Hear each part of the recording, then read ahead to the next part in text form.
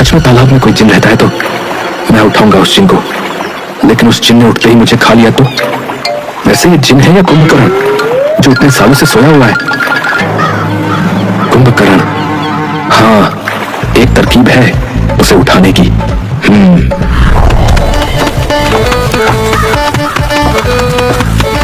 राजू दौड़ा हुआ गांव की जलेबी की दुकान पर पहुंच जाता है। काका, काका, जलेबियां बांधो और लड्डू भी। अरे राजू बेटा, कितने तोल दूं? 100 किलो सभी मिठाइयाँ तोल दो। हैं? 100 किलो? अरे बेटा, दावत वावत दे रहे हो क्या है? नहीं, पर बस चाहिए। इतनी सारी मिठाइयाँ तो अभी दुकान पर नहीं है बेटा। तो तुम एक काम करो कि तुम कल आना है, कल तक तुम्हें सारी मिठाइयाँ मैं बनवा दूंगा है। ये सुनते ही राजू वहाँ से निकलने लगता है। अरे राजू, सुनो भाई सुनो, थोड़ी पेशगी तो दे दो भाई।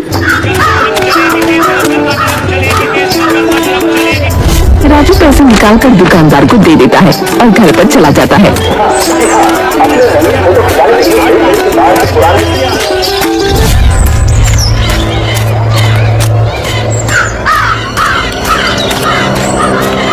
घर पर कावेरी मुंह फुलाकर बैठी थी। राजू को देखकर कावेरी एक छड़ी लेकर राजू को मारने लगती है। बोल, कहाँ है मेरे सोने के कंगन? तूने चुराए है ना? और उसकी पिटाई करने लगती है। नहीं ताजी, मैंने चोरी नहीं की। अरे क्यों मार रही हो इस बेचारे को? अरे क्या बिगाड़ा है उसने तुम्हारा? आपको चुप ही रहिए, जब देखो तब इसकी तरफदारी करते रहते हो। तभी सुनील वहां पहुंच जाता है। अरे क्यों मार रही हो उसे कावेरी? आपके लाडले भतीजे से पूछिए, इसने मेरे सोने के कंगन चुरा लिए। राजू, तूने ऐसा किया? मुझे तुझसे ये उम्मीद नहीं थी। तूने कंगन चुरा लिया। बता बता, कहाँ है कंगन? कहाँ है कंगन?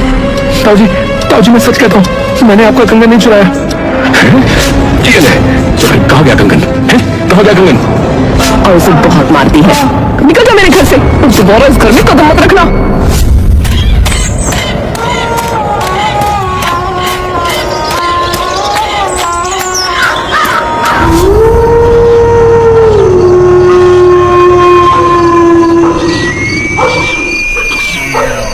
रात को अगर मेरे माँ और पिताजी होते तो आज मेरी ये हालत नहीं होती, और अगर दादाजी भी नहीं रहे तो मैं क्या करूंगा? मैं उन्हें बचा कर ही रहूंगा।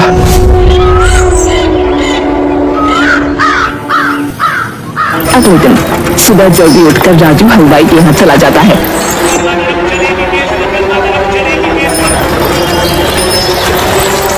और सारी मिठाइयाँ लेकर तालाब के पास एक घर में रखवा देता है। अच्छा हुआ कल मैंने मम्मी से उसके घर की चाबी ले ली थी। इधर कावेरी, अरे ये राजू न जाने कहाँ मर गया, सुबह से नहीं दिखा। इधर राजू तालाब में कूद जाता है और जिन को ढूंढने की कोशिश करता है। अरे आधा तालाब छान मारा, लेकिन वो जिन कहीं भी नहीं दिखा। मुझे तो लगता है ये सब अफवाह है, अफवाह। लेकिन दादाजी की जान बचाने के लिए मैं पूरे तालाब को छान मारूंगा।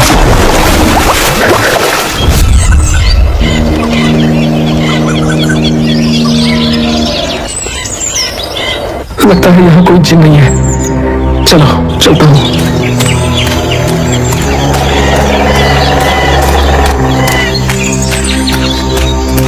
तभी उसे तालाब में एक चट्टान दिखाई देती है। अरे ये चट्टान कैसी है यहाँ? और राजू चट्टान के पास जाता है तो उसे एक दरवाजा दिखता है। राजू बिना कुछ सोचे उस दरवाजे के अंदर घुस जाता है। हो सकता है जिन यहीं कहीं। लेकिन पूरी गुफा छान मारने के बाद भी राजू को जिन कहीं नहीं मिला। सब अफवाह है, अफवाह। कोई जिन नहीं है। पूरा दिन हो गया, मैंने पूरा तालाब छान मार लिया, लेकिन उस जिन का तो कहीं पता ही नहीं है।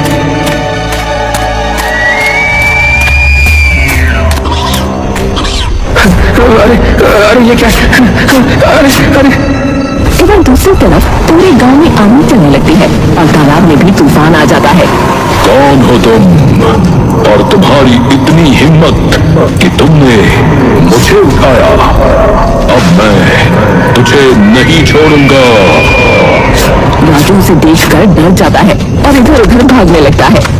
मुझे मुझे किसी भी तरह इस गुफा से बाहर निकलकर इस जिन को उस घर में ले जाना होगा। हाँ। और राजू बहुत तेजी से दौड़ने लगता है और जिन भी राजू के पीछे होता है। दौड़ते दौड़ते राजू उस घर में पहुंच जाता है और जिन भी राजू के पीछे पीछे वहां पहुंच जाता है। राजू एक दीवार के पीछे छुप जाता है।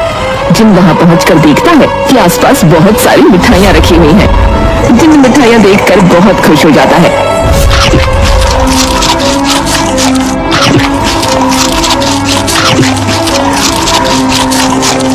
और राजू उस जिन्न के सामने आ जाता है।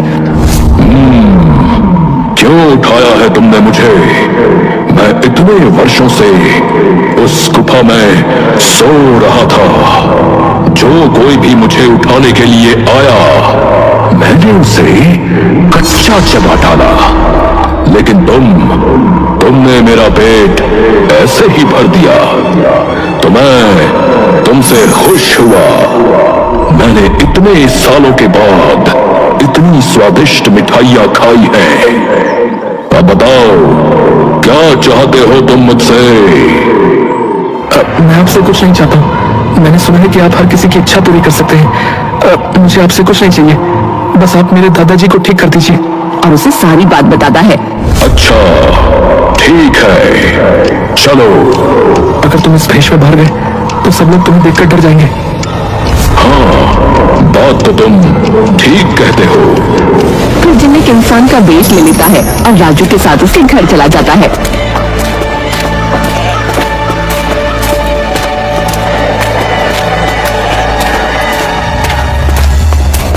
कावेरी राजू को आते ही ऐसे घूरती है जैसे सांड लाल कपड़े को देखता है।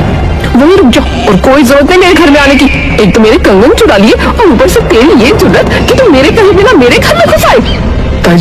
ताई जी मुझे माफ कर दो, मुझे माफ कर दो, पर मैंने आपके कंगन नहीं चुराए हैं। कावेरी मुंह फुलाकर अंदर चली जाती है और राजू जिन्न को लेकर अंदर आ जाता है। जगन राजू को गले लगा लेता है। अरे तुझे पता है बेटा, मुझे तेरी कितनी फिक्र हो रही थी। और ये व्यक्ति कौन है?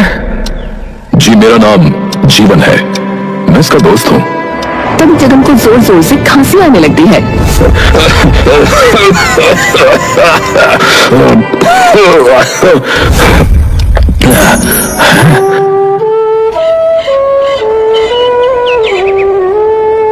अगले दिन आपको पता है आपका लाडला भतीजा न जाने कौन से दोस्त को लेकर आया है घर में। दोनों न काम के न काज के, ढाई मना नाच के। वैसे तुम्हारी ताई जी तुम्हें डांटती क्यों रहती है? और ये किस कंगन की बात कर रही थी वो? अरे परसों उनका कंगन चोरी हो गया था और उन्हें लगता है कि कंगन मैंने चुराया है, बस इसीलिए वो मुझ पर भड़क रही थी। जरा एक मिनट। मुझे पता है कि तुम्हारी ताई जी का कंगन कहाँ है। कहाँ है?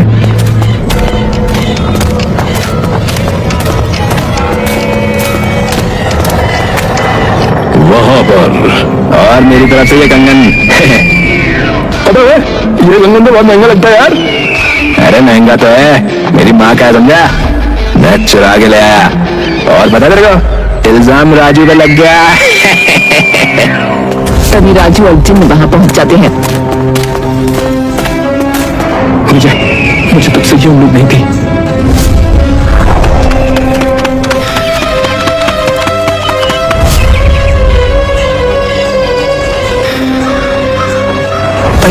ताजी ये देखिए, विजय ने आपका कंगन चुराया था। अरे नहीं, ये झूठ बोल रहा है माँ, झूठ बोल रहा है ये। मेरा बेटा ऐसा कर ही नहीं सकता। जरूर तुमने ही कंगन चुराए होंगे और अब उस पर इल्जाम लगा रहे हो। नहीं ताजी, मैं सच कह रहा हूँ, ये आपका कंगन जो मैं लगा रहा था। अरे चुप करो, मेरा बेटा ऐसा कर ही नहीं सकता।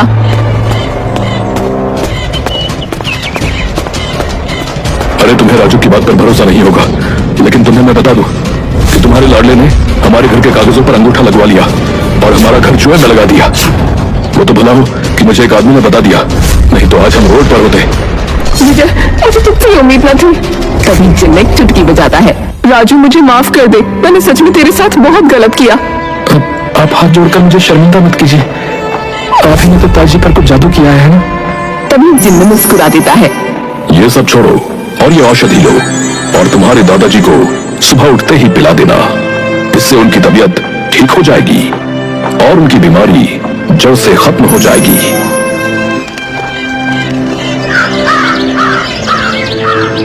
जिन्नी ने जैसा कहा था राजू ठीक वैसा करता है। दादाजी लीजिए, ये औषधि पी लीजिए। वाह बेटा, मेरे पिछले जन्म के कोई अच्छे कर्म रहे होंगे बेटा, जो तू मुझे पोते के रूप में मिला। और तेरी ये जादुई औषधि से मैं पहले से काफी अच्छा महसूस कर रहा हूँ बेटा। दादाजी आप बस अब जल्दी से चलने लगो, फिर हम दोनों पास के तालाब में मछली पकड़ने चलेंगे।